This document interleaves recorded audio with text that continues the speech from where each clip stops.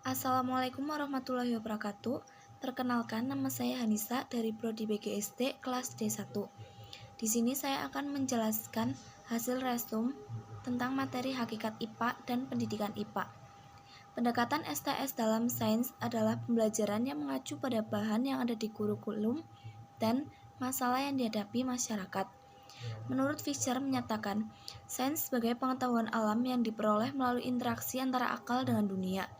Sains adalah ilmu pengetahuan, hukum, dan teori yang dibentuk melalui proses kreatif yang sistematis dengan proses observasi secara terus-menerus.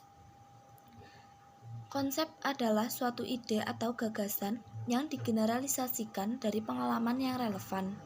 Prinsip adalah generalisasi meliputi konsep-konsep yang bertautan atau hubungan antara satu konsep dan konsep yang lainnya. Teori adalah generalisasi prinsip yang berkaitan dan dapat digunakan untuk menjelaskan gejala-gejala alam. Pemikiran yang lebih umum dan telah terbukti kebenarannya melalui percobaan disebut hukum. B. Hakikat pendidikan IPA. Terjadinya belajar pada peserta didik merupakan faktor yang paling penting.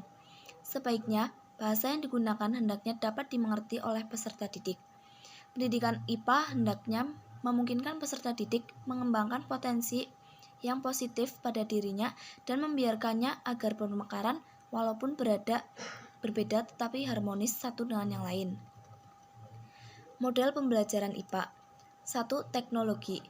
Menurut Pudadi menyatakan perkembangan teknologi dimulai dari usaha coba-coba. 2. Masyarakat. Unsur berikutnya dari STS. Dari uraian Rian dapat diartikan masyarakat mempengaruhi dan dipengaruhi oleh sains dan teknologi. D. Pencapaian peserta didik. Berupa pencapaian efek secara langsung dan secara tidak langsung. Efek langsung dicapai sebagai akibat belajar yang dilakukan dengan memahami suatu fenomena alam.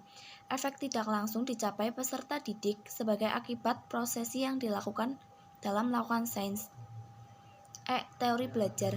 Gagne menyatakan untuk terjadi belajar pada diri peserta didik diperlukan kondisi belajar baik dari internal maupun eksternal.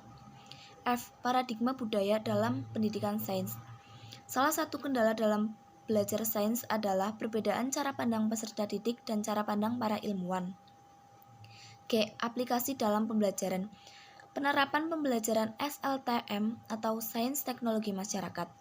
Isu yang ada dalam masyarakat yang sesuai topik-topik dapat dijadikan sebagai pemicu peserta didik untuk mengungkapkan hal-hal yang telah diketahuinya dalam suatu pembelajaran. Demikian penjelasan dari saya. Mohon maaf apabila masih banyak kekurangan. Terima kasih. Wassalamualaikum warahmatullahi wabarakatuh.